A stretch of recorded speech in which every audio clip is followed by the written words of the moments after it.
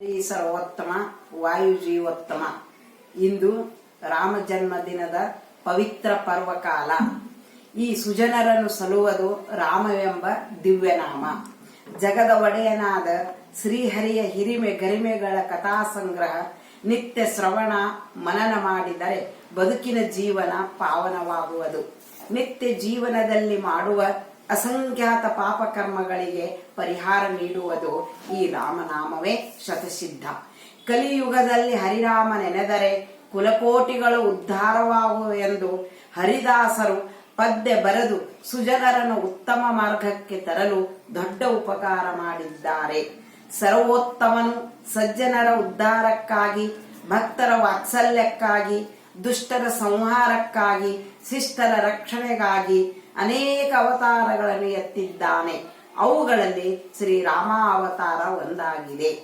ಸೂರ್ಯ ಅಂಶದಲ್ಲಿ ದಶರಥ ಕೌಶಲ್ಯರ ಪುತ್ರನಾಗಿ ಚೈತ್ರ ಮಾಸ ವಸಂತ ಋತು ಶುಕ್ಲ ನವಮಿ ತಿಥಿಯಂದು ಸೂರ್ಯನು ಪ್ರಖರವಾಗಿರುವ ಸಮಯದಲ್ಲಿ ಮಧ್ಯಾಹ್ನ 12 ಗಂಟೆಗೆ ಭೂಮಿಯಲ್ಲಿ ಅವತರಿಸಿದ.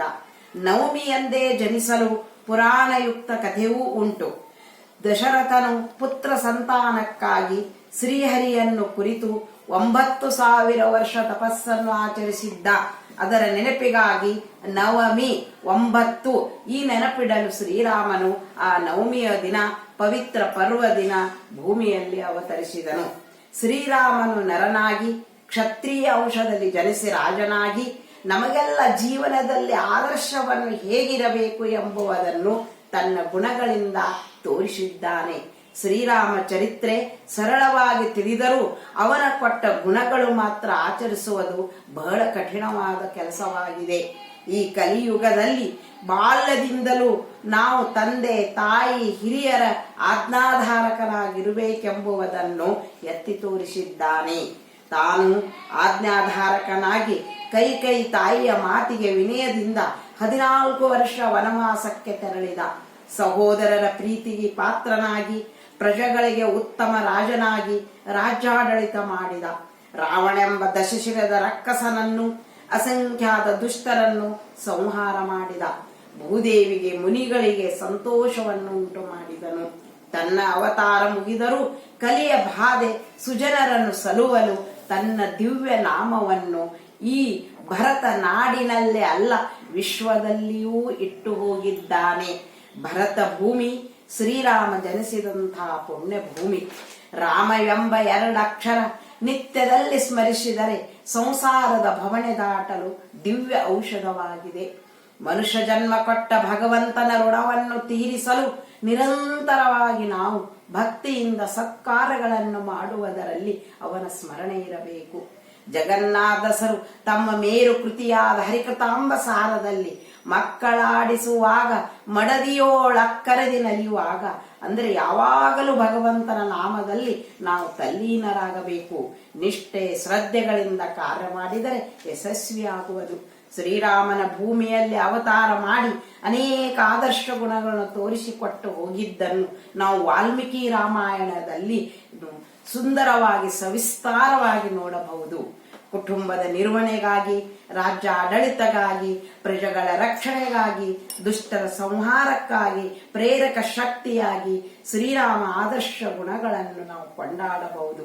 ಕಲಿಯುಗದಲ್ಲಿ ನಾವೆಲ್ಲ ಅವನ ಗುಣಗಳನ್ನು ಪಡೆದುಕೊಂಡು ಕಾರ್ಯಗತವಾಗಿ ಜೀವನ ನಡೆಸಿದರೆ ಮುಕ್ತಿ ಶತಸಿದ್ಧ. ಶ್ರೀರಾಮ ನಾಮ ಮನಸ್ಸನ್ನು ತೃಪ್ತಿಗೊಳಿಸುವುದು. ಈ ನಾಮದಿಂದಲೇ ಭಕ್ತ ಪ್ರಹ್ಲಾದ ನರಸಿಂಹದೇವರಿಗೆ ಪ್ರತ್ಯಕ್ಷರಾದರು. ಭಗವಂತನ ಸ್ಮರಣೆಗೆ ಚೋರರ ಭಯವಿಲ್ಲ, ಕೆಟ್ಟ ಜನರ ಅಂಜಿಕೆ ಇಲ್ಲ, ಆಳುವ ಮುಖಂಡರ ಭೀತಿ ಇಲ್ಲ.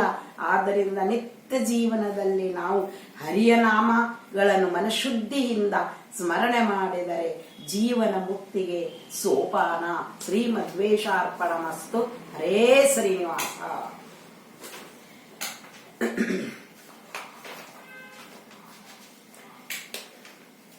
ಹರಿ ಸರ್ವೋತ್ತಮ ವಾಯು ಜೀವೋತ್ತಮ ಎಂಬ ತತ್ವ ಎಲ್ಲ ಸುಜನರು ತಿಳಿದು ಎಲ್ಲ ಜೀವಿಗಳಿಗೆ ಪ್ರಾಣನಾಗಿ, ಭಯ ನಿವಾರಕನಾಗಿ, ಭಕ್ತ ವಾತ್ಸಲ್ಯನಾಗಿ ಪ್ರಾಣೇಶ ನಿಂತುಕೊಂಡಿದ್ದಾನೆ. 3 ಅವತಾರಗಳಲ್ಲಿ ಸರ್ವೇಶನ ಸೇವೆ ಮಾಡಿ ಹರಿಪ್ರಿಯನಾಗಿದ್ದಾನೆ. ನಾವೆಲ್ಲರೂ ಮೊದಲು ಜೀವೋತ್ಮರ ಅನುಗ್ರಹವನ್ನು ಪಡೆದರೆ ನಮಗೆ ಸರ್ವೇಶನ ಅನುಗ್ರಹವಾಗುತ್ತದೆ. ರಾಮಾಯಣ ಎಂಬ ಪರಮ ಪವಿತ್ರ ಗ್ರಂಥದಲ್ಲಿ ಸುಂದರಕಾಂಡ ಎಂಬ ರಮ್ಯವಾದ ಒಂದು ಅಪ್ರತಿಮವಾದ ಭಾಗವಿದೆ. ಸುಂದರ ಎಂದರೆ ಹನುಮನ ಪರಾಕ್ರಮವನ್ನು ತಿಳಿಸುವುದೇ ಸುಂದರ ಕಾಂಡವಾಗಿದೆ. ಈ ಸುಂದರ ಕಾಂಡವೆಂಬ ಅಮೃತ ರಸವನ್ನು ಪಾರಾಯಣ ಮಾಡಿದರೆ ಸಕಲ ದೋಷಗಳು ಪರಿಹಾರವಾಗುವುದು. ಕೊನೆಗಾದರೂ ನಾವು ಪರ್ವಕಾಲ, ರಾಮನವಮಿ, ಹನುಮ ಜಯಂತಿ ಈ ದಿನಗಳೆಲ್ಲಾದರೂ ಪಠಿಸಬೇಕು. ಸಾಧಕರಿಗೆ ಇದು ಸಾಧನೆಯಾಗಿದೆ. ಸುಂದರ ಕಾಂಡ 68 ಸರ್ಗಗಳಿಂದ ಕೂಡಿದ್ದು, ಅದನ್ನು ಯಥಾಶಕ್ತಿ ಅನುಗುಣವಾಗಿ ನಾನು ಓದಿದ್ದು ಸರಳ ಸಂಕ್ಷಿಪ್ತದಲ್ಲಿ ಇನ್ನು ಹೇಳುತ್ತಿದ್ದೇನೆ. ಸಾಗರ ಲಂಘನ. ಆಂಜನೇಯನು ಶ್ರೀರಾಮ ದೂತನಾಗಿ ಸೀತಾ ಮಾತೆಯನ್ನು ಹುಡುಕಲು ಸಿದ್ಧನಾದ. ಮೊದಲು ಮನದಾಳದಲ್ಲಿ ಶ್ರೀರಾಮನನ್ನು ಸ್ಮರಿಸಿ ದಕ್ಷಿಣ ಸಾಗರದ ಕಡೆಗೆ ಸಮಯದ ಅನುಕೂಲತೆಗೆ ತಕ್ಕಂತೆ ದೇಹವನ್ನು ಕುಗ್ಗಿಸಿ ಹಿಗ್ಗಿಸಿ ದೃಷ್ಟಿಯನ್ನು ದೂರ ಸಮೀಪ ಮಾಡುತ್ತಾ ಕೂಗುತ್ತಾ ಗರ್ಜಿಸುತ್ತಾ ಹೊರಟ. ಅನೇಕ ತರದ ವಿಘ್ನಗಳನ್ನು ಶ್ರೀರಾಮನ ದಯದಿಂದ ತನ್ನ ಸಾಹಸದಿಂದ ಅವೆಲ್ಲಗಳನ್ನು ಪಾರು ಮಾಡಿದನು. ಕೊನೆಗೆ ಸಾಗರವನ್ನು ದಾಟಿದನು. ಅಡ್ಡಗಟ್ಟಿದ ಶಿವಿಕೆ ಎಂಬ ರಾಕ್ಷಸಿಯನ್ನು ಕೊಂದು ತ್ರಿಕುಟ ಪರ್ವತ ಮೇಲಿದ್ದ ಲಂಕಾಪಟ್ಟಣವನ್ನು ಕಂಡನು. ಲಂಕಾ ಪ್ರವೇಶ. ಲಂಕಾಪಟ್ಟಣ ಒಳಹೊಕ್ಕಾಗ ಎಲ್ಲಾ ತರದ ನೈಸರ್ಗಿಕ ಸೌಂದರ್ಯ ಕಾಣುತ್ತಾ ಹೊರಟಾಗ ಲಂಕಿನಿ ಎಂಬ ಗ್ರಾಮ ದೇವತೆ ಅಡ್ಡಗಟ್ಟಿದಳು. ದೇವತೆಯೊಂದಿಗೆ ಹೋರಾಡಿ ಜಯ ಗಳಿಸಿ ಎಡಗಾಲಿನಿಂದ ಲಂಕಾ ನಗರಕ್ಕೆ ಪ್ರವೇಶ ಮಾಡಿದ. ವೇದಘೋಷಗಳ ಧ್ವನಿ ಒಂದು ಕಡೆ, ರಾವಣನ ಪ್ರಶಂಸಾ ಗೀತೆ ಇನ್ನೊಂದು ಕಡೆ, ಮತ್ತೊಂದು ಕಡೆ ದೊರೆ ಅಂತಃಪುರ ಬಂದಾಗ ಶಸ್ತ್ರಧಾರಿಗಳ ಗುಂಪು ಎಲ್ಲಾ ಕಡೆಗೆ ಕಣ್ಣಾಡಿಸುತ್ತಾ ಅಶೋಕವನಕ್ಕೆ ಬಂದ. ವನದ ಸೊಬಗು, ತಂಪಾದ ಗಾಳಿ ತಾಕುತ್ತಾ ಶಿಶಂಪಾವೃಕ್ಷದ ಮರೆಯಲ್ಲಿ ನಿಂತು ಮಲಿನ ವಸ್ತ್ರ ಧರಿಸಿದ ಬಾಡಿದ ಮುಖದಿಂದ ಕೂಡಿದ ಸ್ತ್ರೀಯನ್ನು ಕಂಡ. ಅವಳ ಸುತ್ತಲೂ ರಕ್ಕಸಿಯರ ಕಾವಲು ಇತ್ತು. ಅವಳೇ ತಾಯಿ ಸೀತಾದೇವಿ ಎಂದು ಅವನ ಮನಸ್ಸು ಹೇಳುತ್ತಿತ್ತು. ಗಿಡದಿಂದ ಮುಂದೆ ಸರಿಯುತ್ತಾ ಮುಖ ಕಂಡು ಸಂತಸದಿಂದ ಕೈ ಮುಗಿದು ಮರದ ಕೊಂಬೆಯ ಮರಿಯಲ್ಲಿ ಕುಳಿತ. ರಾವಣನ ಬರುವಿಕೆ, ದುರ್ನುಡಿಗಳ ಅಬ್ಬರಿಕೆ, ರಕ್ಕಸಿಯರ ಬೆದರಿಕೆ ನೋಡಿ ಮನಸ್ಸು ನೊಂದು ಬಿಟ್ಟಿತು. ತ್ರಿಜಟ ಎಂಬ ವೃದ್ಧ ರಾಕ್ಷಸಿ ಮಾತ್ರ ಸೀತಾಮಾತೆಗೆ ಯಾವಾಗಲೂ ಸಮಾಧಾನ ಹಿತನುಡಿಗಳನ್ನಾಡುತ್ತಿದ್ದಳು. ಅಂದು ತನಗೆ ಬಿದ್ದ ಕನಸಿನ ಕಥೆಯನ್ನು ಹೇಳಿದಳು. ಸೀತಾದೇವಿಯೇ, ಶ್ರೀರಾಮನು ರಥಾರೂಢನಾಗಿ ಬಂದು ನಿನ್ನನ್ನು ವೈಭವದಿಂದ ಕರೆದುಕೊಂಡು ಹೋಗುತ್ತಾನೆ ತಾಯಿ, ಸಂಶಯವೇ ಇಲ್ಲ.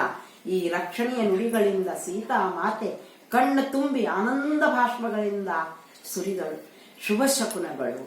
ರಾವಣನ ಚುಚ್ಚು ಮಾತುಗಳಿಂದ ಮಾತೆ ಬಾಡಿ ಹಣ್ಣಾಗಿದ್ದರು. ಅಂದು ಆಕೆಗೆ ಶುಭ ಶಕುನಗಳು ಕಂಡವು. ಬಲಗಣ್ಣು ಅದುರಿತು, ಎಡತೋಳು ಹಾರಿತು.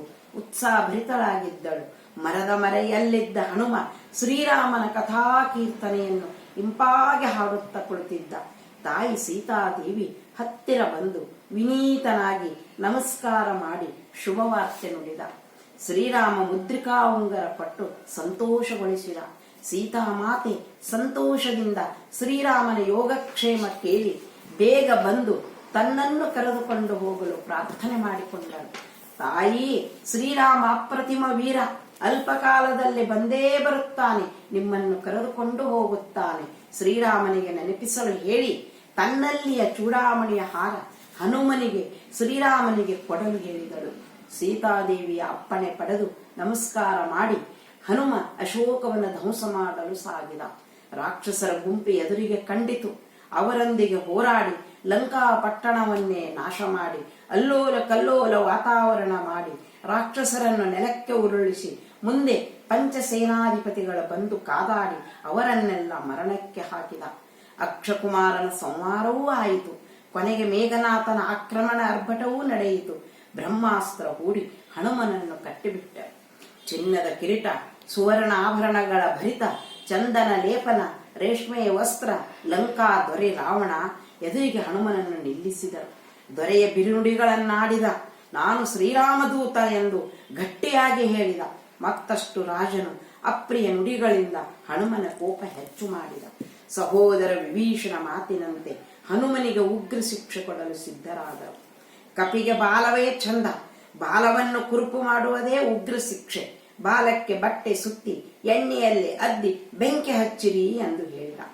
ಹನುಮ ಜೈ ಶ್ರೀರಾಮ್ ಸ್ಮರಣೆ ಮಾಡುತ್ತಾ ಶಿಕ್ಷೆ ಹಿಂಸೆಯನ್ನು ಪಡೆದು ಬಾಲದ ಬೆಂಕಿಯಿಂದಲೇ ತಿರುಗುತ್ತಾ ಇಡೀ ಲಂಕಾಪಟ್ಟಣವನ್ನೇ ಸುಟ್ಟ. ಮಾತೆ ಸೀತಾದೇವಿಗೆ ಬೆಂಕಿ ತಾಕದಂತೆ ಮಾತ್ರ ಎಚ್ಚರ ವಹಿಸಿದ್ದ.